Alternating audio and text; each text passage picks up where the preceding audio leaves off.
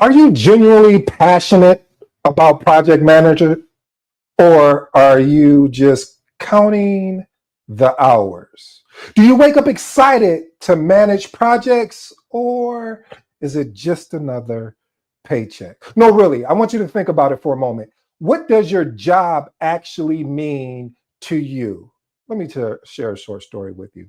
I remember this organization that I worked for that had an untold email approach that I was definitely unaware with me. Stay with me for a minute. Let me explain. I sent out an email to a group of stakeholders that consisted of executives, middle management, and then the CIO. Basically, everyone who was involved in my project. So I was new to the organization, so I didn't even give any thought of how the recipients should be ordered. And honestly, it seemed like a very minute or minor detail. But later that day, during my one-on-one with my manager said casually, "Hey, Ed, about the email you sent earlier, you really should have organized the recipients a little bit better." Initially, I didn't understand. Organize better. Okay, that's what I was thinking. I asked myself, now I shift my posture from being relaxed to more of I'm leaning on the edge of my seat now because I need to understand this. You're going to have to unpack that for me. What did you actually mean by that? Patiently, my manager turned their laptop around to show me their inbox, and they pulled up their emails, carefully structured with the CIO name first, followed by VPs, then directors, then managers. Everyone neatly listed according to their rank within the organization. And that's when it hit me. Something as simple as the order of recipients could be just a small administrative detail. It was subtle reflection of respect, hierarchy, and understanding the organizational culture.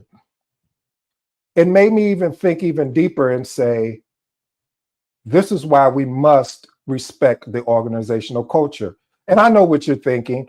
You're thinking, well, that seems a little excessive. Well, wait a minute for a moment. If I came to your house and you have an unspoken rule that there are no shoes on my carpet, I may feel that may be a little excessive. But for you, it may not be, because you're able to keep your carpet clean and you don't have all these the stuff from outside coming inside. So for me, instead of allowing my feelings to get in the way, that moment was a turning point for me. It taught me the importance of embracing organizational culture and paying attention to the smallest details, because often it's these details that speak the loudest in your professionalism and you respect the workplace. Let's take a deeper dive into what it really means to embrace organizational culture. Point number one, organizational culture.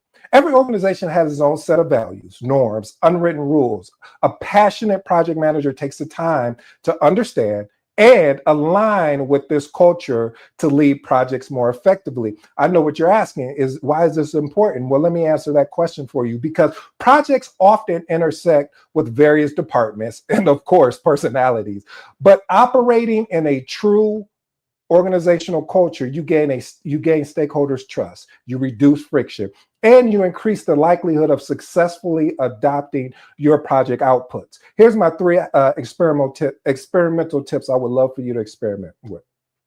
Conduct informal interviews. What does that look like? Talk to longtime employees or department leads to learn the organizational history as well as its values. Number two, adapt your communication style. Use language and symbols that resonate with the company's culture. I know for me, there was an organization I worked in, and they used a lot of acronyms.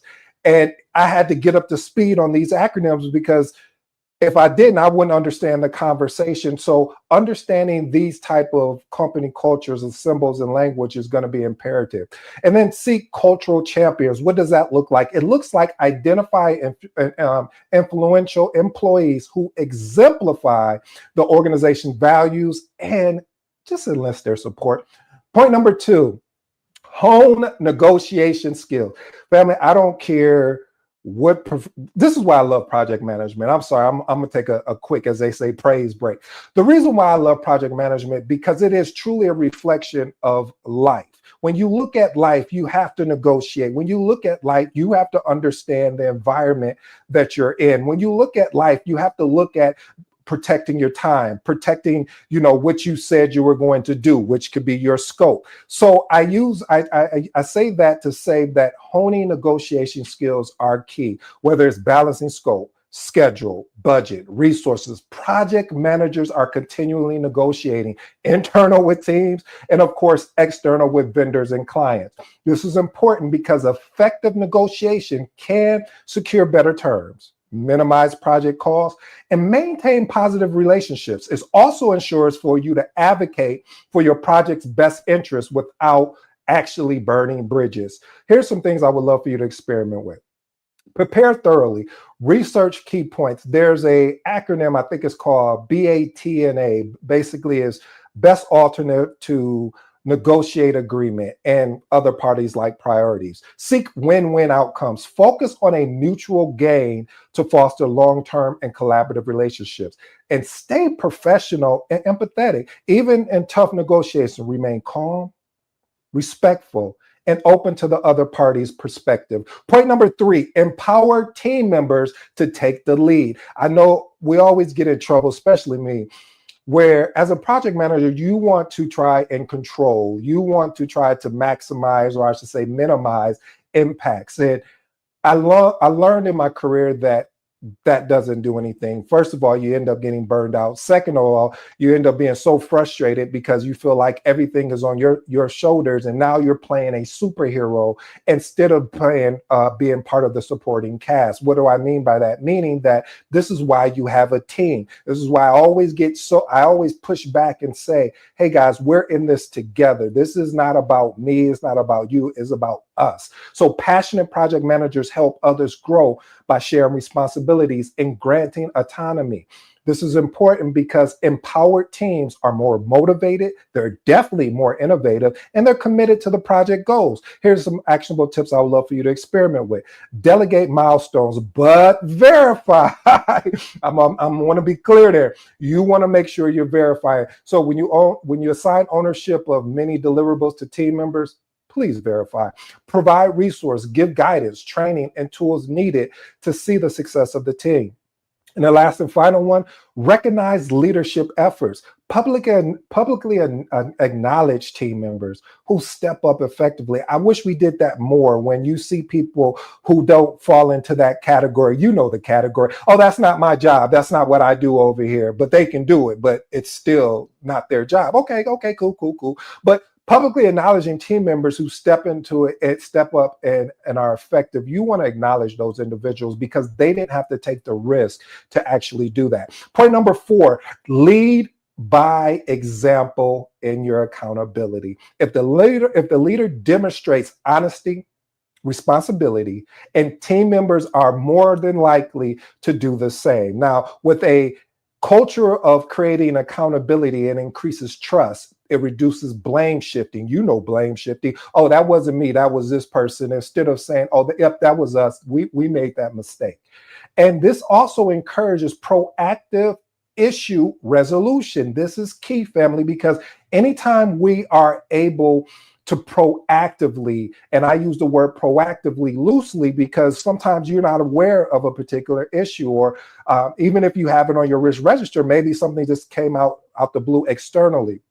So we want to be able to have a proactive issue resolution. Here's my 3 items I would love for you to experiment from an actionable standpoint. Admit mistakes promptly. Just model humility and transparency. Number 2, document actions items clearly. Again, document action items clearly. Assign owners and deadlines for each particular task. And then the last and final one, follow up on commitments. Show you mean what you're saying. Oh, I love this. By doing what you promise. And I'm just going to say it again. Show what you mean.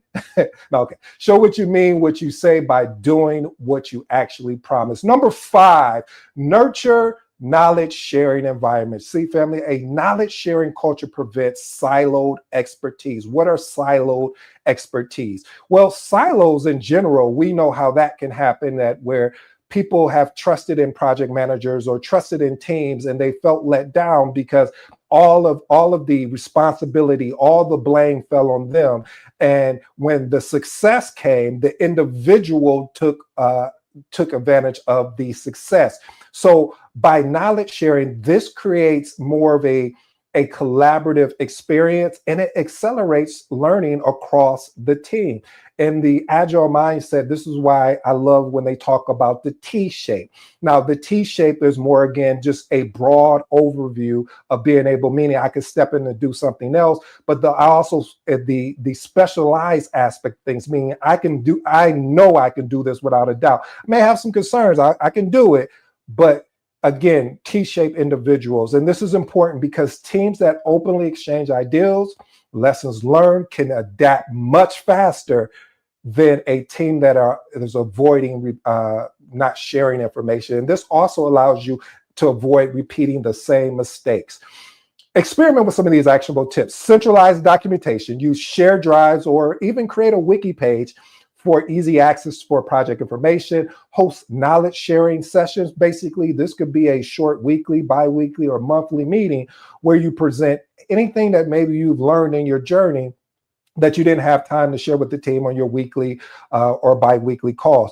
Pair up basically like a buddy system, match new members with experienced ones to transfer knowledge efficiently. Plus, what I also like is with that is that this person that is new or don't have the expertise that you may have as the professional, you can really see what that you may miss, meaning that they're coming in with a new set of glasses that allow you to see around the corner that maybe you were just so tunnel vision that you didn't get a chance to see around the corner. Point number 6, develop emotional intelligence, or what we call EQ. Emotional intelligence is the ability to perceive, manage, and positively influence emotion, both your own and those of others. It's an unappreciated skill for project success. See, people that have high EQ foster better teamwork, trust, conflict resolution. It really helps the PM handle pressures gracefully and maintain a motivating atmosphere even under tight deadlines.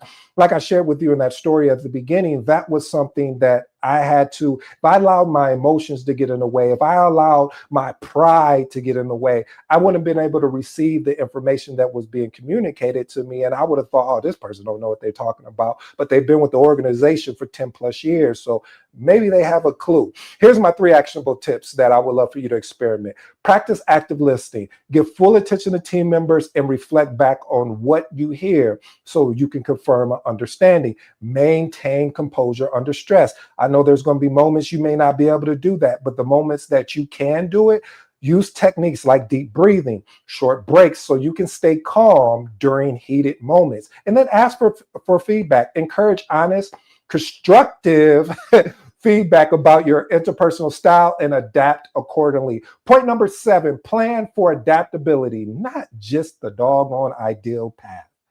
Okay, let me explain what I mean by that. Projects, like life, rarely go perfect. Successful, or I should say exceptional project manager expect change and adjust quickly. Here's why this is important. Flexible planning helps you pivot without major disruption, and it preserves resources while at the same time you're sustaining team morale. Experiment with some of these actionable tips. Outline a what if scenario. What does that look like? Identify key potential changes, whether that's resources, scope, budget, timeline, you name it. And this will give you an action to say, well, how would I respond to that? Here's my next one. Maintain a change log. Track each change request, rational, and impact on the actual project. I always recommend, outside of a change log, as a partner, I always say get a RAID Q log as well, because a RAID Q log also will allow you to do that as well. Encourage team input. Brainstorm solutions with the team when changes arise so you can leverage diverse type of perspective. Point number 8, master virtual and hybrid collaboration. Many teams know operating across different locations, whether that's time zone or work arrangements, meaning remote, in office, or hybrid. An effective project manager adapts techniques to keep everyone engaged. This is important because of the geographical diversity in both an opportunity and a challenge. What are you talking about there? Well, here, just stay with me. Effective virtual collaboration can increase productivity and access to global talent, but it requires deliberate effort to maintain that whole team cohesiveness. Here's my 3 actionable tips I love for you to experiment with. Use robust collaboration tools like your Teams, Slack, Zoom, just anything to streamline communication and file sharing.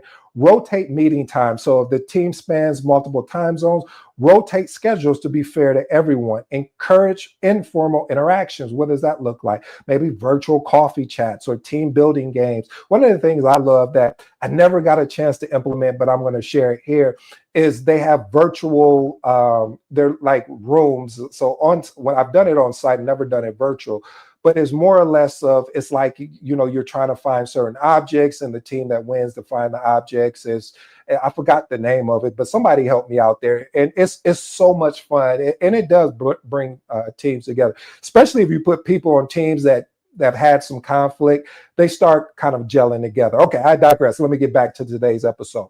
My final thoughts here, family. Ignite your passion in project management. Remember, passion influences every decision, every interaction, and outcome in your professional journey. Here's my first out of 3 points. Embrace organizational culture. What does that mean? Don't overlook the small details. They reflect your professionalism. Commit today to understanding and aligning with the organizational culture. Number 2, hone your negotiation skill. Negotiation isn't a battle. It's your pathway to mutual success. Start improving your negotiation strategies immediately for better project outcomes. One of the books that I always recommend, that's one of my favorite, Never Split the Difference. That book is, in my opinion, is a game changer. Again, never split the difference if you're wondering. And the last and final one, lead by example and accountability. True accountability begins with you. So set the standard today and watch as your team follows. Here's some things I would love for you to reflect on as you go. I call it my RPM. Reflect, prepare, and model. So reflect, identify one cultural norm you can respect more actively in your next project. Prepare. Before you get ready to have that next critical conversation, list out your project must-haves, and negotiate them confidently for your team. And the next one, which is model, start every day by committing to transparent communication and reliability through follow through. Family, if you focus on these steps, you'll transform your mindset, you'll galvanize your team, and you'll fuel genuine passion for every project that you lead. Now, I don't like to just talk and you don't do anything with it. I appreciate you being here, but now it's time for you to move beyond just listening. Take the next step and put these insights into action. Well, family, I appreciate the opportunity today. I go by the name of ED. For all you smart and intelligent folks out there, hey, listen, that just simply means Ed. Until next time.